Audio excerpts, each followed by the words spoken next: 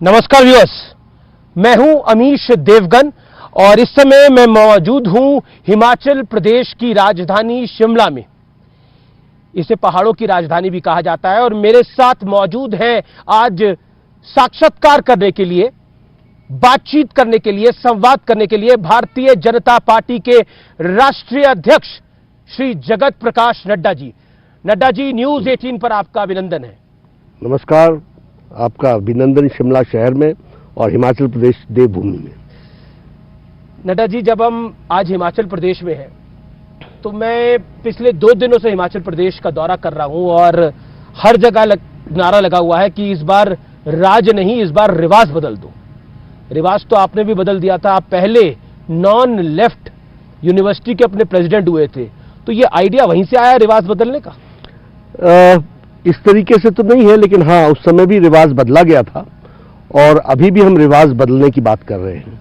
लेकिन ये जो हम रिवाज बदलने की बात कर रहे हैं, इस पे हमको ध्यान रखने की जरूरत है अमीश जी, कि आदरणीय प्रधानमंत्री मोदी जी जब से सार्वजनिक जीवन में और प्रशासनिक जीवन में उन्होंने प्रवेश किया, तब से यह रिवाज बदलने की प्रथा शुरू हुई। गुजरात में वो लंबे समय तक मुख्यमंत्री रहे और गुजरात में उन्होंने रिवायत बदली, रिवाज बदला और कंटिन्यूअसली वो मुख्यमंत्री के रूप में चले। बाद में वो भारत के प्रधानमंत्री बने जी, और भारत के प्रधानमंत्री जब बने तो उस समय एनडीए की सीट्स 282 थी और जब दूसरी बार बने तो वो 300 प्लस सीट्स के रूप में एनडीए विराजमान हुई। यानी एंटी इनकम्बेंसी के बजाय एक नया शब्द का जन्म हुआ, वो है प्रो इनकम्बेंसी। तो अब वो प्रो इनकम्बेंसी में रिपोर्ट कार्ड के साथ जनता के बीच के जाते हैं, संवाद करते हैं। इसलिए भारतीय जनता पार्टी की सरकारें जहां हैं वहां एक के बाद एक रिवाज बदल रहा है। असम में हमने पहली बार सरकार बनाई, रिवाज बदला, दूसरी बार बनाई। उत्तर प्रदेश में हमने 38 साल बाद किसी पार्टी ने दूसरी बार सरकार बनाई। उत्तराखंड में जब से प्रदेश बना तब से पहली बार अदल बदल हो जाता था वहां, लेकिन वो नहीं हुआ। गोवा में हम तीसरी बार सरकार बना रहे हैं। उसी तरीके से, उसी तर्ज पर हिमाचल प्रदेश में भी रिवाज बदल रहे हैं। मैंने आपका इंटरव्यू किया था उत्तर प्रदेश, जब 5 राज्यों का चुनाव था तब आपका इंटरव्यू किया था। तब आपने बोला था कि हम धमाके के साथ अपने हर एक राज्य में वापसी करेंगे और वो आपने करी भी। लेकिन अब स्थिति बदल गई है, कहें तो गंगा से पानी बड़ा बह गया है। उसके बाद भारत जोड़ो यात्रा भी राहुल गांधी ने शुरू कर दी है। कांग्रेस का अध्यक्ष भी नॉन गांधी है, मल्लिकार्जुन खड़गे अध्यक्ष हैं, अब गांधी परिवार का अध्यक्ष नहीं है। तो क्या आपको लगता है कि इस बार रिवाज बदलने में थोड़ी कठिनाई हो जाएगी? कोई कठिनाई नहीं है, हिमाचल और गुजरात कोई कठिनाई है। पानी बहुत बहा, इसमें कोई दो राय नहीं है, लेकिन उनकी रिवायत नहीं बदली है। वो उसी ढर्रे पर काम कर रहे हैं और मैं उनकी पार्टी पर कमेंट करूं इसकी आवश्यकता नहीं है। लेकिन कुल मिलाकर के अगर आपकी स्टीयरिंग कमेटी में एक ही परिवार से 3 सदस्य होते हैं तो मुझे समझ में आता है कि अभी कुछ भी वहां बदला नहीं है, वहां वही है जो है और परिवार ही चला रहा है, अध्यक्ष कोई भी हो। परिवार ही चला रहा है, अध्यक्ष कोई भी हो। लेकिन चलिए, मैं मल्लिकार्जुन खड़गे पर, कांग्रेस पर बाद में आऊंगा। लेकिन हिमाचल प्रदेश में बीजेपी वैसे तो अपना हर चुनाव पूरी ताकत के साथ लड़ती है, लेकिन क्या यह लड़ाई अलग है? क्योंकि हिमाचल प्रदेश के अंदर सरकारें रिपीट नहीं होती हैं और इस बार कांग्रेस ने ओल्ड पेंशन स्कीम का मुद्दा उठा दिया है। आपके लिए दिक्कत भरी बात है ये? देखिए, सबसे पहली बात यह है, मैंने कहा कि हर जगह रिवायत बदलने के बारे में लोगों के मन में शंका थी और हर बार रिवाज बदला है, हर स्टेट में बदला है, यहां भी बदलेगा। जहां तक आपने ओपीएस के बारे में कहा है, हमारे लोगों ने उस पर अपना मंतव्य बताया है, लेकिन हम विकास के नाम पर मोदी जी ने जो यहां आशीर्वाद दिया है, मोदी जी के प्रति जो अटूट विश्वास है, मोदी जी के प्रति जो एक प्यार है जी, और जिसको जयराम जी ने जमीन पर उतारा है, हम उस मुद्दे को लेकर के जा रहे हैं और लोगों में उत्साह है। लेकिन क्या आपको लगता है कि क्योंकि ये एक पॉपुलर कांग्रेस पार्टी ने अपना एक वादा दे दिया है, तो क्या आपको लगता है इसकी काट बीजेपी को नहीं मिल पा रही? क्योंकि हिमाचल में जीत का अंतर या हार का अंतर बहुत बड़ा नहीं होता। नहीं, वो ठीक है, फेंस सीटर वोटर है, वो जा सकता है उस तरफ। ऐसा जहां तक कांग्रेस का सवाल है जी, वो कुछ भी कहे उसको लोग सीरियसली नहीं लेते हैं। वो जो भी कहें उनको मालूम है उन्होंने कुछ देना नहीं, लेना नहीं। लेकिन भारतीय जनता पार्टी जब कहती है तो सोच समझ के कहती है और उसके गहराइयों में जा करके कहती है जी। और इस मुद्दे पर भी यही कहा है कि समिति जो कांग्रेस का कोई बड़ा नेता हिमाचल में नहीं आ रहा, तो ये आपके लिए अच्छी बात है, खराब बात है? ऐसा ये उनके सोच का विषय है, वो सारे आ जाएं, हमें कोई आप पार्टी अध्यक्ष है, बीजेपी के अध्यक्ष है, क्या लगता है आपको? नहीं, आपके लिए बढ़िया है ये कि मेरे लिए मैंने कहा वो सब मिलके आ जाएं, हमें कोई आ नहीं रहा ना कोई। वो उनका विषय है, वो तय करें कि क्यों नहीं आ रहे हैं। शायद उनको नतीजे पहले से ही मालूम है तो वो बचना चाहते होंगे। इस बार जो बागी हैं वो क्या बीजेपी का खेल खराब कर सकते हैं? मैंने कई पॉलिटिकल पंडितों से बात करी, उसके बाद एक आंकलन भी हमने देखा, उसमें माना जा रहा है कि बागी खेल बिगाड़ सकते हैं, और ये जो बागी हैं ये भारतीय जनता पार्टी की घर कहीं है। नहीं, देखिए, लोगों में आकांक्षा हो जाती है, वो चुनाव लड़ लेते हैं जी, लेकिन जब भारतीय जनता पार्टी का कैंडिडेट मैदान में आ जाता है उसके बाद कोई भी हमारा खेल नहीं बिगाड़ पाता। फिर सारी पार्टी काडर सब लोग मिलकर के भारतीय जनता पार्टी को आशीर्वाद देते हैं। और हिमाचल की जनता भी जानती है कि बागियों के द्वारा न प्रदेश चलता है न देश चलता है। पर बागी माने क्यों नहीं? क्या कई परिस्थितियां आ जाती हैं अमीश जी, जिसमें कई बार लोग पहले नहीं मानते हैं, बाद में मानते हैं। कई बार लोगों को प्रयास होता है कि वो खड़े ही रहें, इस तरीके के भी कुछ लोग उनके साथ मिल जाते हैं। तो होता है ये, परिवार में सभी लोग एक साथ मिल जाएं इतना नहीं होता है, तो इतनी बड़ी पार्टी है। अगर हिमाचल में बीजेपी जीतती है तो जीत का सेहरा किसके सर? प्रधानमंत्री मोदी जी के सर पर। और हारती है तो हम सब लोग मिलकर के, लेकिन हारने का सवाल ही नहीं है, हारने का सवाल ही नहीं है। लेकिन प्रधानमंत्री मोदी जी के नेतृत्व में हम चुनाव जीतेंगे और उनका आशीर्वाद हम सबको मिलेगा। प्रेम कुमार धूमल जी पहले एक्टिव थे, अब ज्यादा एक्टिव नहीं है, इसका खामियाजा क्या पार्टी को उठाना पड़ेगा? नहीं, देखिए, वो एक्टिव हैं, वो एक्टिव थे, उतने ही एक्टिव हैं। लेकिन हाँ, देखिए, समय के साथ साथ कुछ मर्यादाएं होती हैं जिस कारण से वो एक सीमित दायरे में काम कर रहे हैं। लेकिन वो हमारे कद्दावर नेता हैं और जरूरी नहीं है कि भाषण दे करके और घूम करके ही होता है। वो उनका वक्तव्य ही बहुत महत्वपूर्ण होता है और वो पूरी तरीके से चुनाव में हमारे पार्टी के लिए काम कर रहे हैं। आपने पहले अनाउंसमेंट कर दी थी कि चुनाव हम लड़ेंगे और जयराम ठाकुर के नेतृत्व में ही लड़ेंगे, जीतेंगे तो वही सीएम बनेंगे। अगर सीटें कम ज्यादा होती हैं तो कुछ बदलाव हो सकता है उसमें? ये अगर का सवाल ही नहीं आता अमीश जी। आपने उत्तर प्रदेश में भी कहा था, उत्तराखंड में भी कहा था, हम वैसे सोचते ही नहीं है। लोग एक तरफा फैसला देने के लिए तैयार। तो आप देखेंगे 12 तारीख तक एक तरफा हो जाएगा सारा कुछ। कांग्रेस तो कहती है कि जहां इनके नंबर नहीं आते वहां भी सरकार बना लेते हैं। कांग्रेस का तो ये भी आरोप होता है कि आप इलेक्शन को इलेक्शन के बाद मैनेजमेंट कर लेते हैं, अपनी विधायक इधर से उधर करवा लेते हैं। ऐसा है कि देखिए, राजनीति में लोग ज्यादा से ज्यादा हमसे जुड़ना चाहें तो इसमें हमारा दोष क्या है? आखिर नंबर पर ही सरकार बनती है ना, तो कोई नंबर के लिए हामी भरता है ना, तो हामी जब भरता है तो वो उसमें हमारा दोष क्या है? और लोग जुड़ना चाहते हैं और हम जोड़ना चाहते हैं। ये चुनाव बड़ा डिफरेंट है। वो डिफरेंट इसलिए है क्योंकि वीरभद्र सिंह अब नहीं है, स्वर्गीय वीरभद्र सिंह अब नहीं है। धूमल साहब एक्टिव रहते थे, वो उतने एक्टिव नहीं है। ये जो चुनाव है ये नए युग का चुनाव माना जा रहा है। क्या आपको लगता है, क्योंकि ये नए युग का चुनाव इसलिए भी हमेशा बीजेपी कांग्रेस की लड़ाई रहती थी, लेकिन अब आम आदमी पार्टी भी ताल ठोक रही है। अरविंद केजरीवाल कह रहे हैं कि बीजेपी कांग्रेस दोनों ने भ्रष्टाचार किया है, एक मौका हमें दीजिए। देखिए, आम आदमी पार्टी के बारे में आप चर्चा कर रहे हैं अमीश जी। मेरे को कई बार ये सोचने के लिए मैं मजबूर हो जाता हूं कि उन पर टिप्पणी क्या करूं जी। देखिए, चुनाव जीतना हारना तो अलग है, मैं उसके बारे में अलग से बोलूंगा, पर मुझे अब समय दीजिएगा। जी। सबसे पहली बात तो यह है कि अरविंद केजरीवाल जी को यही नहीं समझ में आ रहा है कि he has lost his credibility, और लीडर के लिए क्रेडिबिलिटी बहुत महत्वपूर्ण होता है। आज लोग उनको सीरियसली लेते ही नहीं है। मैं आपको बताना चाहूंगा, उन्होंने कहा मैं चुनाव नहीं लड़ूंगा, चुनाव लड़े, मैं पार्टी नहीं बनाऊंगा, पार्टी बनाई, मैं क्रिमिनल्स को टिकट नहीं दूंगा, 3 जेल में है, बाकी बेल पर है, अब मैं वाटर माफिया से लड़ूंगा, 1000 टैंकर लगा लिए, मैं डिस्कॉम का ऑडिट कराऊंगा, आज दिन तक हम इंतजार कर रहे हैं, मैं 20 डिग्री कॉलेजेस खोलूंगा, आज दिन तक हम इंतजार कर रहे हैं, मैं ट्रांसपोर्टेशन में क्रांति लाऊंगा, क्रांति क्या लानी, जो डीटीसी थी उसको ही कमजोर कर दिया।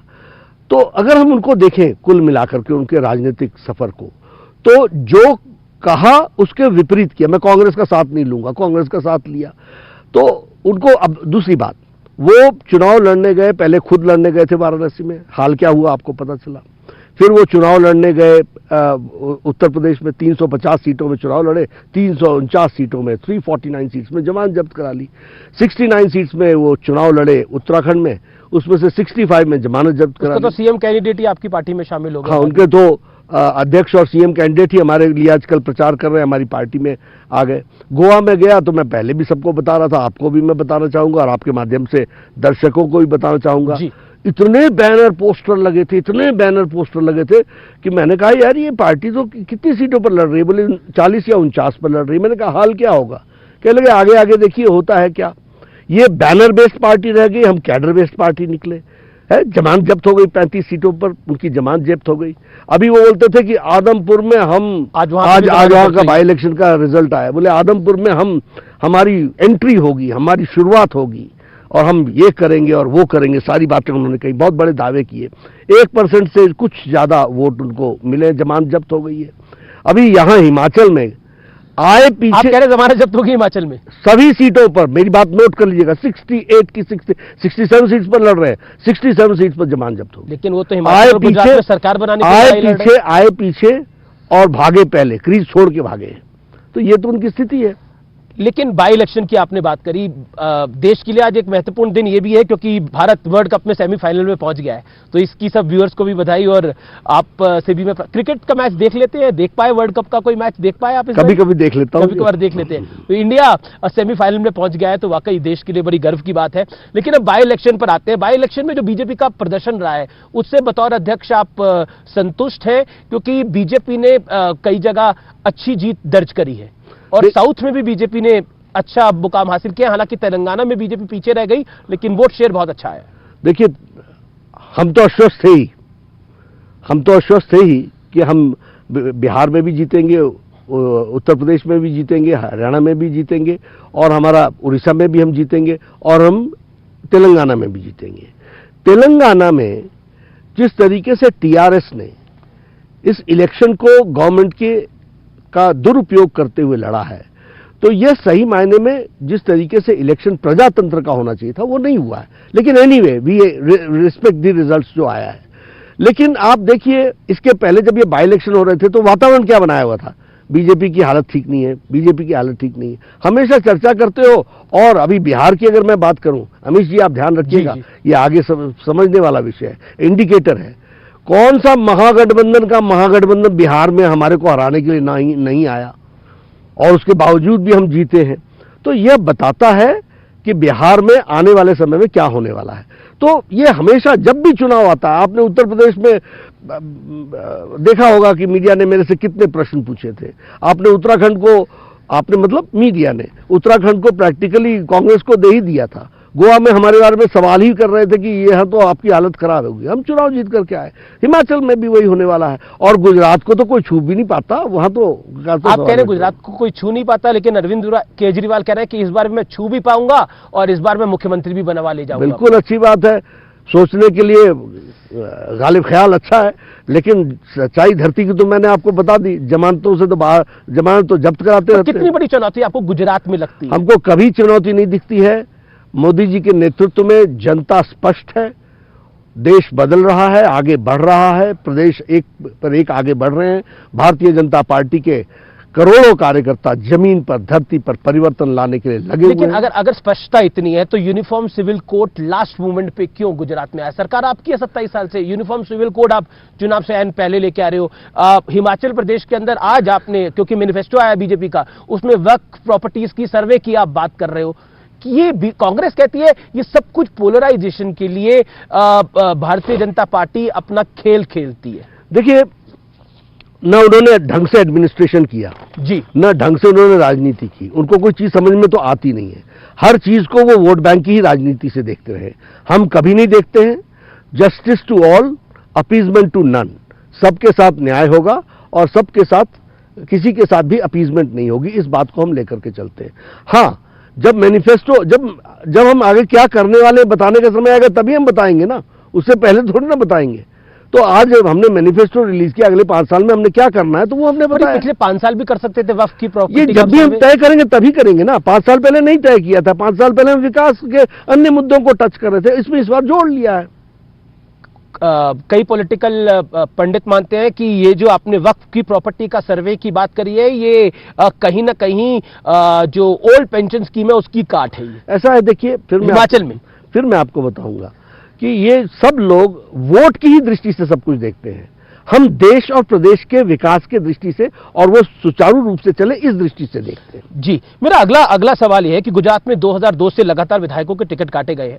इस बार भी अमित शाह ने बोला है कि 25% नए चेहरों को टिकट देगी बीजेपी। ये क्या बताता है? और आपने पीछे पूरा मंत्रिमंडल बदल दिया था गुजरात का। देखिए, मैं आपको सब बताऊं, ये जीवंत पार्टी है। ये हर दिन हर पल नए ढंग से सोचने की तरीके से काम करती है जी, और ये रिस्पॉन्सिव गवर्नमेंट है और पार्टी है। तो ऐसी पार्टी में नए लोगों को चांस देना ये हमारा उद्देश्य होता है।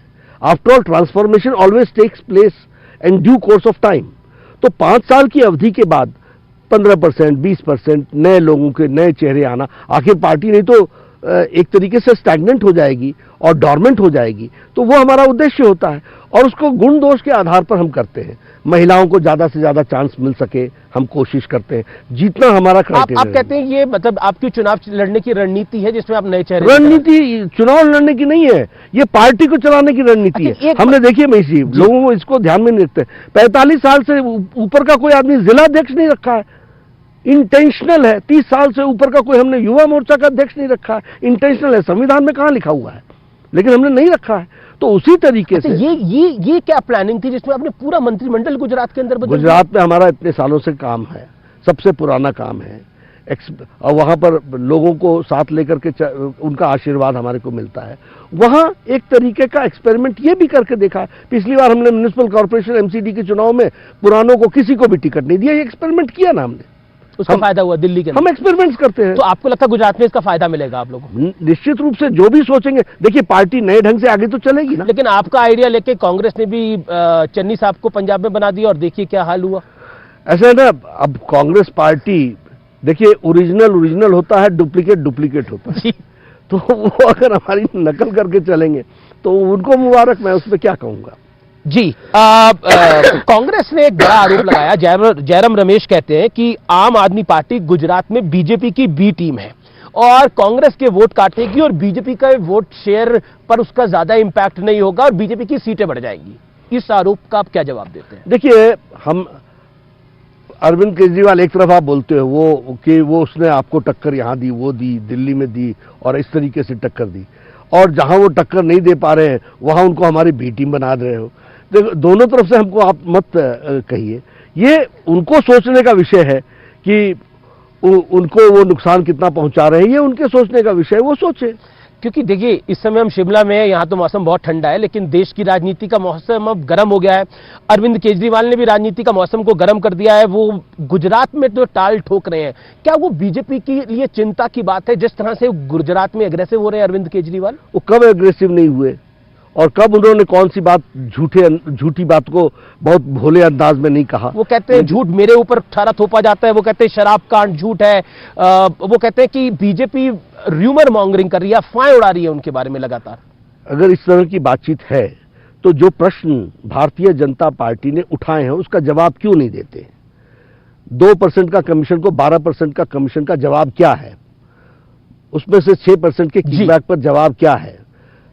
स्टिंग ऑपरेशंस भी हुए हैं, सारी चीजें सामने भी आई हैं, उनका तो कोई उनके पास जवाब नहीं है। वो कह रहे मनीष सिसोदिया को फंसाया जा रहा है। और शिक्षा के नाम पर चर्चा करने वाले लोग शराब के घोटाले में इतने घटिया काम में लगे रहे और इस तरीके से दिल्ली को बर्बाद करने में लगे रहे। इसको अगर हम सामने रखते हैं तो इसका जवाब क्यों नहीं देते हैं? क्यों अरविंद केजरीवाल ने आज दिन तक एक्साइज पॉलिसी में चेंज के बारे में वक्तव्य क्यों नहीं दिया? कहते दुनिया और सबसे और जो हमने चार्ज लगाया उसको ध्यान में रखते हुए उन्होंने एक्साइज पॉलिसी को वापस लिया कि नहीं लिया? तो पर वो कहते दुनिया की सबसे बड़ी एक्साइज पॉलिसी थी, वही र्यूमर मॉन्गरिंग कर दी बीजेपी ने। भैया, तो आपने जवाब क्यों? मैं र्यूमर मॉन्गरिंग, मेरे प्रश्नों का जवाब दे दो ना। 2 से 12% क्यों किया तुमने? इसका जवाब दे दीजिए। आप कह रहे दिल्ली में शराब कांड बहुत बड़ा कांड, बहुत बड़ा कांड है और ये कांड ही नहीं है, ये एक तरीके से माफियाओं का संरक्षण है और वहां की माताएं बहनों के लिए एक बहुत बड़ा खतरा है और युवाओं के लिए एक बहुत बड़ा चैलेंज है जिसको समझने की जरूरत है और हम जनता को बताने वाले हैं। दिल्ली में एमसीडी चुनाव का भी ऐलान हो गया है। हालांकि गुजरात चुनावों के बिल्कुल साथ ही ये चुनाव होंगे। आम आदमी पार्टी कह रही है ये पहले से ड्यू थे, लेकिन इलेक्शन कमीशन को मैनेज करके ये सब कुछ कराया गया है। कांग्रेस ने भी इसी तरीके के आरोप लगाए जब गुजरात का चुनाव लेट डिक्लेयर हुआ। हालांकि पिछली बार भी लेट ही डिक्लेयर हुआ था, लेकिन उन्होंने ट्वीट करा गांधी जी के 3 बंदर, बुरा ना देखो, बुरा ना सुनो, बुरा ना कहो। ऐसा है ना, जो स्पोर्ट्समैन फिसड्डी होता है वो हमेशा अंपायर को दोषी ठहराता है। ये इनका तरीका है। चुनाव टलते हैं तो हम दोषी, चुनाव कराते हैं तो हम दोषी। ऐसा मत करो भैया मेरे साथ। ये इलेक्शन कमीशन, मैं बार बार बोल रहा हूं, इंडिपेंडेंट बॉडी है, वो अपने तरीके से चीजों को तय करती है। तो उसने तय किया।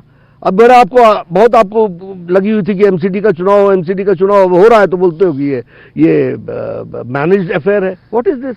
अच्छा, एक बात है कि आपने फिसड्डी बोला कि कांग्रेस पार्टी और अरविंद केजरीवाल की जो पार्टी है ये फिसड्डी है, इसलिए कंप्लेन कर रहे हैं जो अंपायर है उसके ऊपर। एक पॉइंट है, लेकिन अरविंद केजरीवाल, हम हिमाचल में है, बगल का राज्य जो है वो पंजाब है। पंजाब में वो एक क्रूसेडर की तरह है, 90 सीटें जीती, सरकार बना ली। दिल्ली में वो एक क्रूसेडर की तरह है, सरकार बना ली। क्या आपको लगता नहीं है this is the worry for you as a party? Not at all.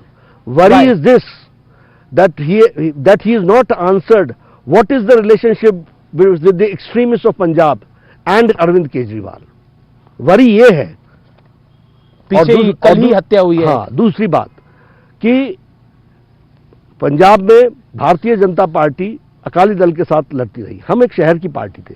First time हमको मौका मिला कि हम 67 to 70 सीट्स पर हम गए जी। आगे देखिए होता है क्या, हम निपटेंगे। ठीक है। आप क्योंकि अब राहुल गांधी की बात करनी जरूरी होती है। राहुल गांधी को आप सीरियस लीडर नहीं मानते थे, लेकिन वो भारत जोड़ो यात्रा कर रहे हैं जिसमें 3,500 किलोमीटर की वो यात्रा कर रहे हैं।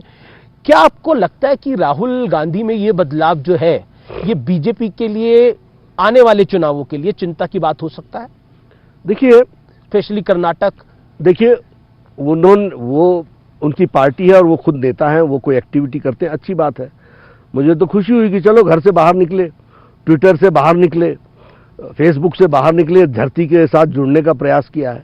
लेकिन ये जो भारत जोड़ो यात्रा की आप बात करते हैं, मैं आपसे पूछना चाहता हूं, क्योंकि मैं, देखिए, पॉलिटिक्स में a leader is known by what he speaks, और वही कंटेंट उसके इंटेंट को बता देता है। वही कंटेंट उसके इंटेंट को बताता है।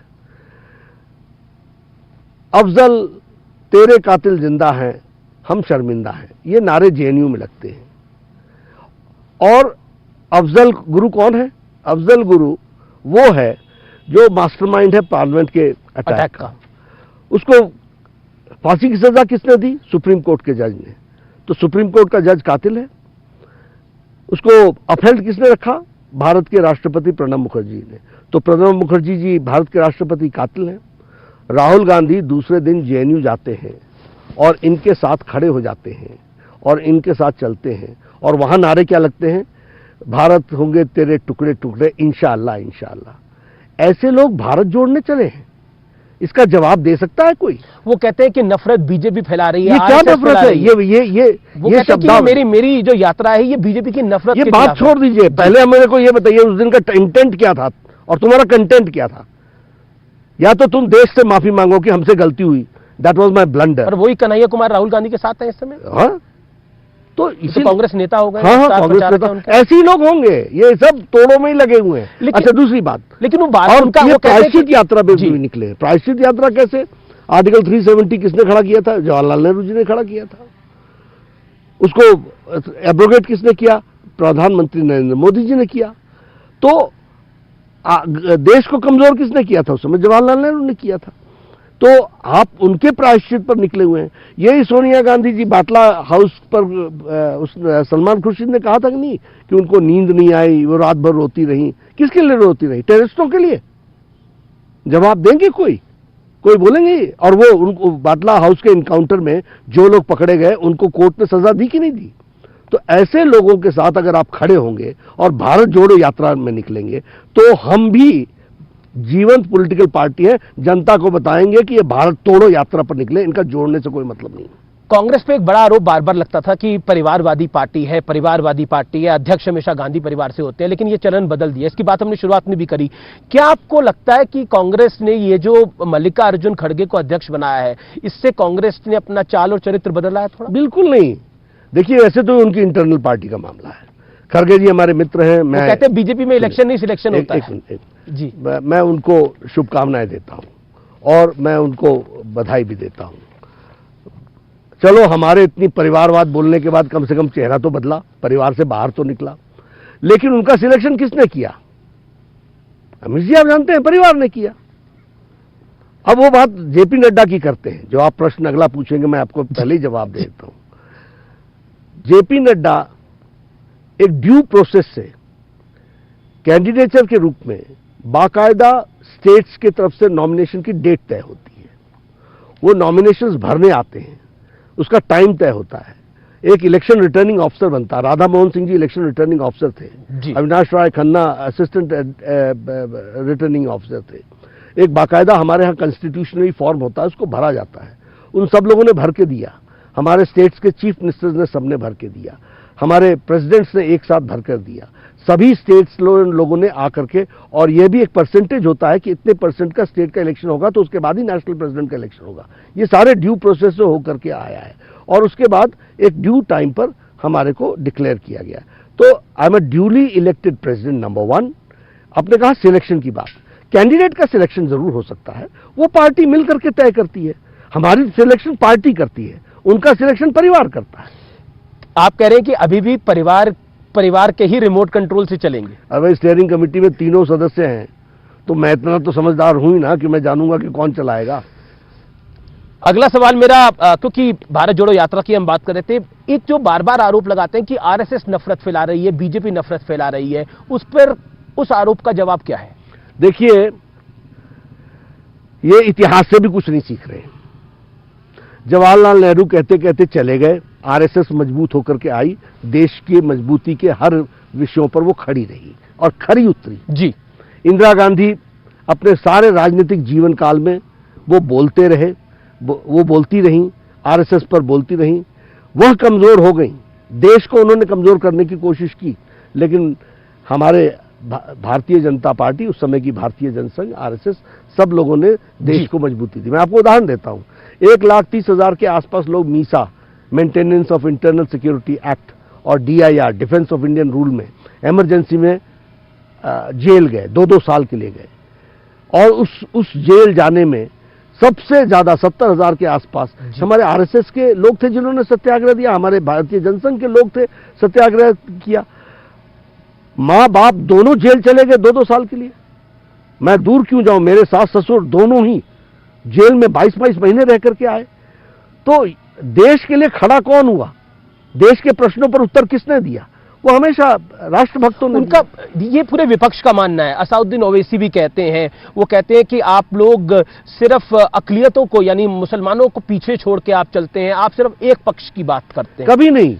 सबका साथ, सबका विकास, सबका विश्वास, सबका प्रयास, ये मोदी जी का प्रयास है। और मैं आपसे बताऊं, आप बताइए, प्रधानमंत्री नहीं, इस पर शक हो जाता है जब आप वक्फ की सिर्फ बात करते हैं। नहीं, मतलब बीजेपी वक्फ को, बिल्कुल नहीं, प्रॉपर्टी के सर्वे की बात करती है, यूपी में मदरसों के सर्वे की बात होती है। अगर मैं आपको बताना चाहता हूं, सारी चीजें किसी एक विशेष प्रयोजन के साथ होती है। अब मदरसों का चेकिंग होती है, या मदरसों में हम सर्वे कराते हैं, या वक्फ बोर्ड की प्रॉपर्टी की सर्वे कराते हैं, तो हॉस्पिटल्स की भी तो कराते हैं, स्कूल्स की भी तो कराते हैं, सबकी कराते हैं। तो इनकी कराने में आपत्ति क्या होती है? दूसरा जो आपने प्रश्न पूछा, अगर प्रधानमंत्री गरीब कल्याण अन्न योजना, सबसे ज्यादा बेनिफिशियरी कौन है? माइनॉरिटीज है। हमारे प्रधानमंत्री आवास योजना, सबसे ज्यादा बेनिफिशियरीज कौन है? माइनॉरिटीज है। तो उनके हक हुकूकों की लड़ाई कौन लड़ रहा है? बीजेपी लड़ रही है, मोदी जी लड़ रहे हैं। सबसे ज्यादा स्वच्छता अभियान में इज्जत घर बन रहे हैं, किसके बन रहे हैं? सबसे ज्यादा हमारे उज्ज्वला योजना में गैस के कनेक्शंस किसको मिले? हमारे सौभाग्य योजना में इलेक्ट्रिक कनेक्शंस किसको मिले? सबसे ज्यादा माइनॉरिटीज को मिले। तो हमारे जैसे पार्टी में लोग इस बात का प्रयास करते हैं कि हम, अब देखिए, भारत अगर अति गरीबी की रेखा से, फिर सवाल पलट के आता है कि निकल गया, गुजरात में कितने मुसलमानों को बीजेपी टिकट देगी? भारत में अगर अति गरीबी से हम निकल करके आ रहे हैं, तो वो संभव तभी हुआ है ना जब माइनॉरिटीज को भी हम लोगों ने ऊपर उठाया है। तो ये उठाने का बेड़ा किसने लिया? मोदी जी ने लिया। पर सवाल पलट के आता है कि गुजरात में कितने मुस्लिम को आप टिकट देंगे? मोदी जी की कैबिनेट में कोई मुस्लिम मंत्री है कि नहीं है? ये सवाल सब उठ के आते हैं। ये इसलिए आते हैं, हम चुनाव जीतने के लिए लड़ते हैं ना। तो जब आप वोट नहीं देते हैं तो हमको क्या करना पड़ता है? जहां हमको वोट मिलते हैं हम देते हैं। हमको एमसीडी के चुनाव में मिलता है, हम वहां टिकट देते हैं उनको। हमको कॉर्पोरेशन के चुनाव में मुस्लिम लोगों का छोटे सेक्शन में मिलता है, हम वहां पर एक सवाल, क्योंकि ऋषि सुनक हाल ही में भारतीय मूल के हैं, वो ब्रिटेन के प्रधानमंत्री बने, तो इंडिया में एक डिबेट शुरू हो गई कि हिंदुस्तान में कोई मुस्लिम प्रधानमंत्री को स्वीकारेगा, हिजावर प्रधानमंत्री को स्वीकारेगा। ओवैसी साहब ने भी ये बात बोली। शशि थरूर ने तो बीजेपी से आपसे ही सवाल पूछ दिया। उन्होंने बोला कि क्या एक क्रिश्चियन या फिर किसी मुस्लिम को बीजेपी पीएम को एज अ पीएम स्वीकार करेगी? देखिए, इलेक्शन में व्यक्ति लोगों के जनमत से जीत करके आता है, वो किसी हमारे कहे अनुसार नहीं जीत करके आता। हम कैंडिडेचर नहीं देते हैं। जनता जिसको कबूल करती है उसको हम पार्टी में कैंडिडेचर के रूप में देते हैं। जहां तक हमारे को नॉमिनेशंस का सवाल मिलता है, अब्दुल कलाम साहब को राष्ट्रपति किसने बनाया था? आप बताएं। अटल जी ने। तो फिर जब हम भारत के राष्ट्रपति के रूप में उनको देखते हैं तो आप समझ सकते हैं कि हमारा नजरिया कुछ अलग है। जी, राजस्थान पर मैं आता हूं। हाल ही में प्रधानमंत्री मोदी ने वरिष्ठतम कहा अशोक गहलोत जी को, थोड़ी तारीफ करी, तो सचिन पायलट थोड़ा नाराज हो गए। उन्होंने बोला कि इसको गंभीरता से लेना चाहिए। पहले गुलाम नबी आजाद की भी तारीफ करी थी। कुछ कांग्रेस नेताओं ने बोला कि बीजेपी फूट डलवाना चाहती है, मोदी जी फूट डलवाना चाहते हैं कांग्रेस के अंदर। देखिए, मोदी जी ने जो स्टेटमेंट दिया उसको अगर आप ठीक से देखेंगे तो वो स्टेट्समैन का स्टेटमेंट है। एक वो मुख्यमंत्री रहे लंबे समय तक, गहलोत साहब भी उनके काउंटर पार्ट राजस्थान के मुख्यमंत्री रहे। एक कलीगशिप होती है, उस कलीगशिप में उन्होंने कहा ये सीनियर है काफी लंबे समय से, जो सामान्य है। अगर आपके घर में फूट हो और आपको इससे तकलीफ होती हो तो आप अपनी लड़ाई लड़ो ना, वो मोदी जी पर क्यों आरोपित करते हैं? एक सवाल, क्योंकि राजस्थान के संदर्भ में बात हो रही है, क्योंकि राजस्थान का चुनाव अब अगले साल होगा। बीजेपी भी गुटों में बटी हुई है। वसुंधरा जी का गुट है, एक दूसरा गुट है, सतीश पुनिया का गुट है। इस पर आप क्या कहना चाहते हैं? देखिए, हम लोग सब चीजों को सीरियसली लेते हैं। गुट नहीं है, पार्टी है। लोग अपने तरीके से काम करते हैं। कई बार बीच में मनमुटाव हो जाता है, उसको संभालना हमारा काम होता है। क्या हिमाचल में भी गुटबाजी है आपको लगता है? बिल्कुल नहीं है। सब लोगों को हम साथ लेकर के चलते हैं और सब लोगों को हम ताकत देने का प्रयास करते हैं, बैलेंस भी करते हैं, सबको समझा करके भी चलते हैं। मनभेद और मतभेद में अंतर होता है। मतभेद हो सकता है, मनभेद नहीं। जी, हालांकि ये थोड़ा जल्दबाजी है, लेकिन मैं पूछ ही लेता हूं ये सवाल। राजस्थान में आप सीएम कैंडिडेट के साथ जाएंगे या अभी इस पे कोई फैसला नहीं? देखिए, ये संसदीय बोर्ड तय करता है। आगे आने वाले समय में चुनाव के बाद इन विषयों को हम लोग चर्चा में लेंगे। आम आदमी पार्टी की बात हो रही थी, तो चुनाव से एन पहले अरविंद केजरीवाल ने प्रधानमंत्री को एक चिट्ठी लिख डाली और कहा कि इंडियन करेंसी पर माता लक्ष्मी और गणेश जी की तस्वीर होनी चाहिए भारतीय इकोनॉमी को सुधारने के लिए। आप बार बार उनकी क्रेडिबिलिटी को जानने के बाद मेरे से वो प्रश्न पूछ रहे हैं। पर क्या डिमांड रख दी है? जो व्यक्ति जी राम जन्मभूमि पर वहां अस्पताल बनाने की बात कर रहा था, है, वो जाके मत्था टेकने लग गया है। जो व्यक्ति इन सब चीजों के बारे में एक प्रश्न खड़ा करता था, आजकल वो बड़े भक्त बन गए। बहुत लोग हैं आजकल मंदिरों में जाते हैं, फोटो ऑप कराते हैं, चंदन लगाते हैं। प्रश्न इनके बारे में खड़ा होता है, मेरे बारे में क्यों नहीं खड़ा होता अगर मैं मंदिर जाता हूं? क्योंकि आज से नहीं जा रहा हूं, बचपन से जा रहा हूं। इनके ये हर चीज पॉलिटिक्स के निगाह से देखते हैं। इनको करेंसी पर डिमांड को आप कैसे देखते हैं? इनको करेंसी में गणेश और लक्ष्मी महत्वपूर्ण नहीं है जी, इनको हिंदू वोट महत्वपूर्ण है, इसलिए ये वो कर रहे हैं। इसलिए हम तो सीरियसली लेते ही नहीं इनको। अच्छा, इसके अलावा, क्योंकि बात हो रही है इंडियन करेंसी की, खास तौर पर महंगाई और बेरोजगारी को लेकर जो विपक्ष सवाल बार बार उठा रहता है, उसके ऊपर आपका क्या रिएक्शन है? क्या आपको लगता है कि ये जो चुनाव अब हिमाचल में हो रहे हैं, गुजरात में हो रहे हैं, एक मुद्दा रहेगा? महंगाई है भी थोड़ी। देखिए, सबसे पहली बात तो मैं आपको कहूं जी कि जो विपक्ष इन सारी चीजों की बात करता है, ये न महंगाई की गहराई को जानता है न बेरोजगारी की गहराई को जानता है। जी, ये लोगों के सेंटिमेंट्स को एक्सप्लॉइट करने का काम हमेशा पकड़ते हैं। ये सब पकड़ लो बेरोजगारी, ये सब पकड़ लो महंगाई, और बोलते चले जाओ, जो मर्जी में आए वो बोलते चले जाओ। इनका हमेशा ये कहना होता है they we will provide so many jobs in government sector. Have they ever provided? Number one. Number two, do they have the concept that how it will be done? Bharatiya Janata party जब बोलती है तो हम कहते हैं जॉब के opportunities देंगे। इसका मतलब हम इकोनॉमिक एक्टिविटी को स्केल अप करेंगे, उसको हम आगे बढ़ाएंगे। तो जहां जॉब अपॉर्चुनिटीज का सवाल है, भारत इन सब चीजों के बावजूद भी ब्रिटेन को पछाड़ करके 5वीं अर्थव्यवस्था बन गया कि नहीं बन गया?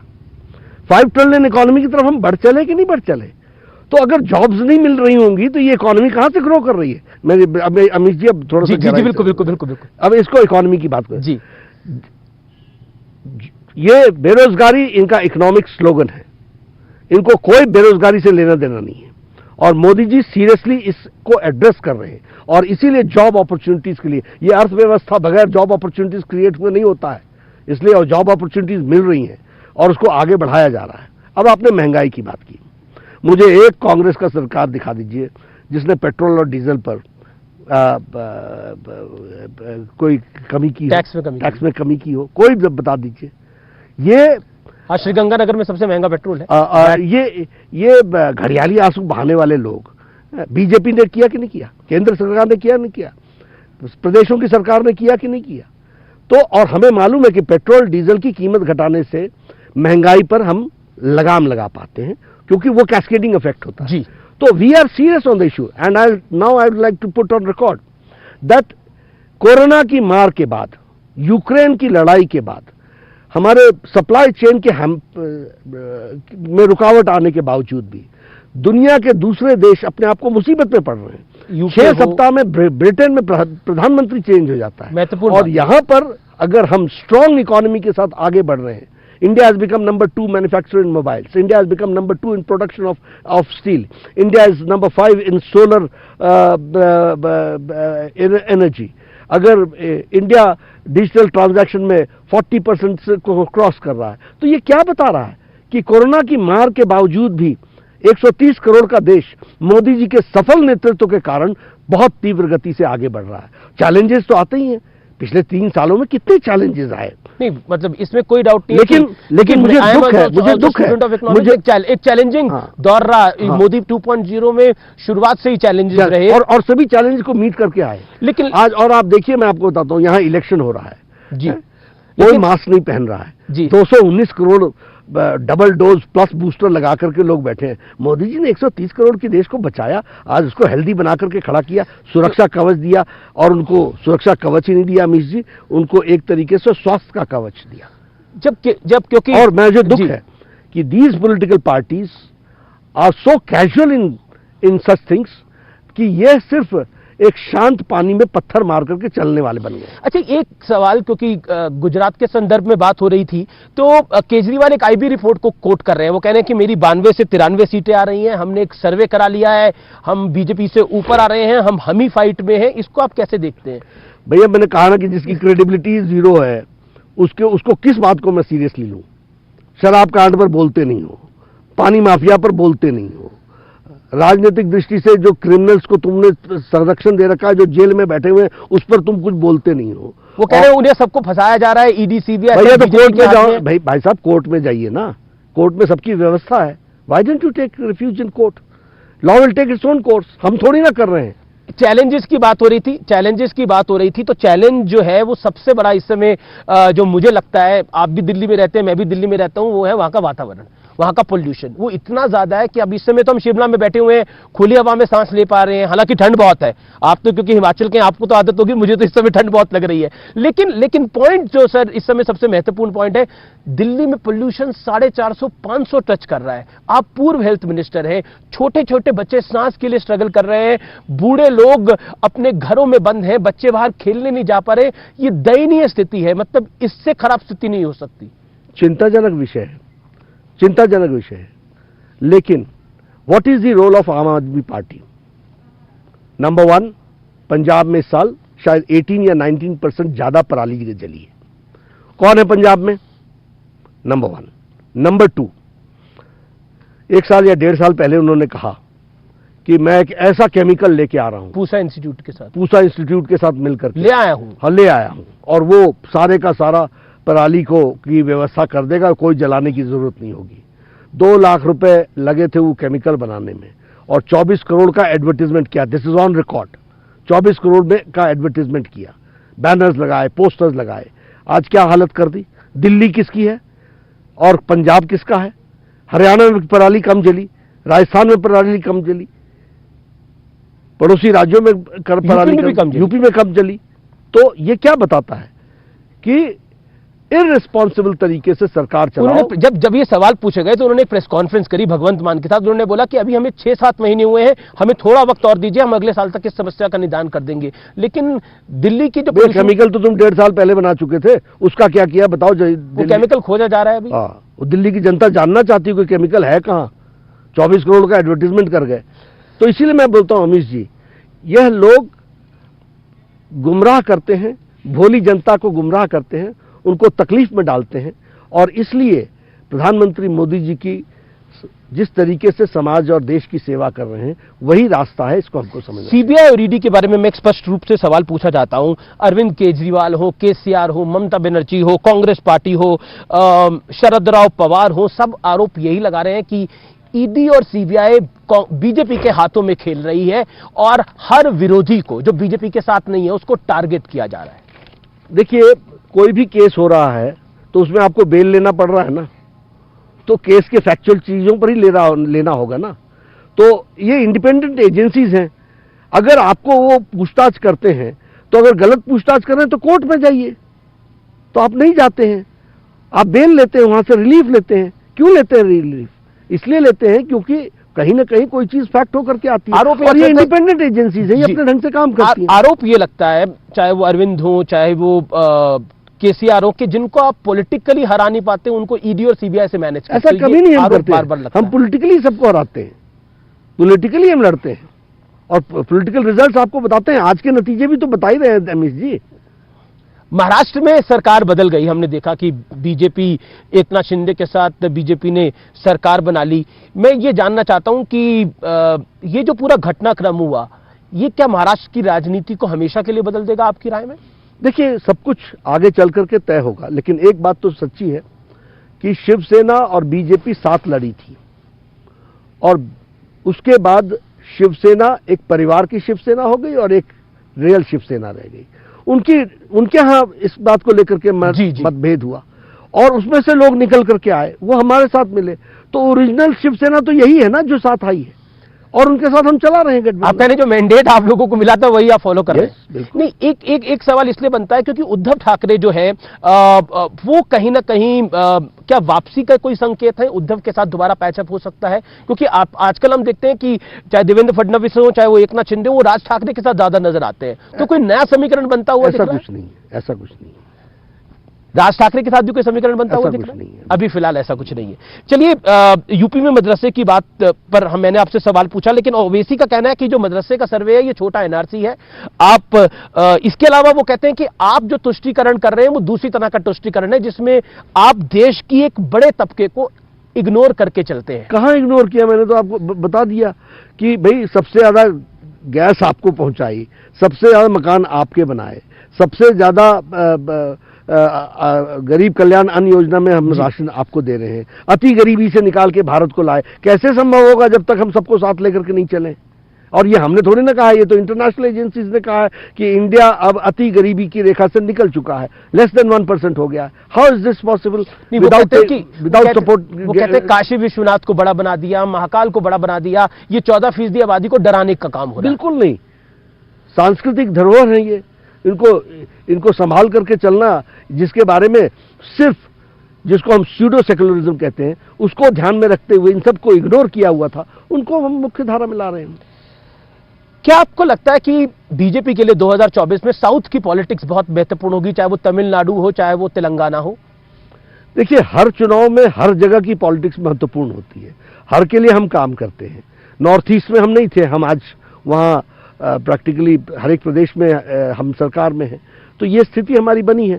साउथ में भी हम चाहते हैं, इस बार हमारी पुडुचेरी में सरकार बन गई है, कर्नाटक में हम हैं ही, हम तेलंगाना में बहुत अच्छा कर रहे हैं, हम आंध्र में भी अच्छा करेंगे, हम तमिलनाडु में भी अच्छा करेंगे, हम केरल भी पहुंचेंगे। केसीआर कहते हैं कि उनके 20-30 विधायक खरीदने की कोशिश करी आप लोगों ने। देखिए, ऐसा है कि जो फिर अगेन जो लोग जनता के दिलों से उतर रहे होते हैं वो जी। इस तरीके के विषयों को उठा करके लाते हैं। आप कह रहे हैं केसीआर जनता के दिलों से उतर रहे हैं? बिल्कुल।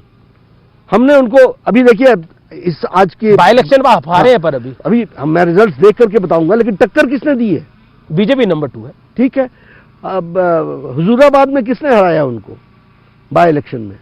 और जो वो दूसरी सीट थी उसमें भी किसने हराया? ग्रेटर म्युनिसिपल कॉर्पोरेशन चुनाव हैदराबाद में हम लोगों ने अच्छे नतीजे दिए कि नहीं? केसीआर को बौखलाहट बीजेपी से है कि नहीं है? तो इसलिए वी आर ए चैलेंज और हम आगे बढ़ेंगे।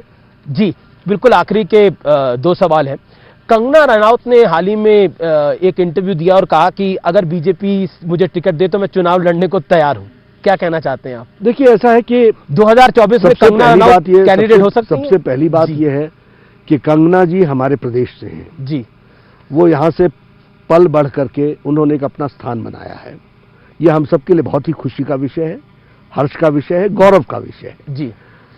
और वैचारिक पृष्ठभूमि पर भी जब मैं देखता हूं उनको तो वह हमारे से बहुत नजदीक दिखती हैं और वह सही को सही, गलत को गलत को कहने में सक्षम है। इसलिए वो सार्वजनिक जीवन में आए, अच्छी बात है। लेकिन हमारे यहाँ इन सब चीज़ों का कोई प्री कंडीशनिंग नहीं होती है, number 1। Number 2, any individual can not react on it, even the president. We work in a scientific systematic manner. जी। उसमें रायशुमारी होती है, नीचे से आता है, फिर उसके बाद लोगों से चर्चा होती है, स्टेट की इलेक्शन कमेटी बैठेगी, फिर नेशनल इलेक्शन कमेटी बैठती है और फिर पार्लियामेंट्री बोर्ड उसको मोहर लगाती है। जी। तो ऐसा विषय जब आएगा तो देखेंगे। अच्छा, 2 राज्यों में जिनमें चुनाव है, आखिरी सवाल है ये, जिन 2 राज्यों में चुनाव है, एक आपका गृह राज्य है हिमाचल, दूसरा प्रधानमंत्री मोदी और अमित शाह का गृह राज्य है।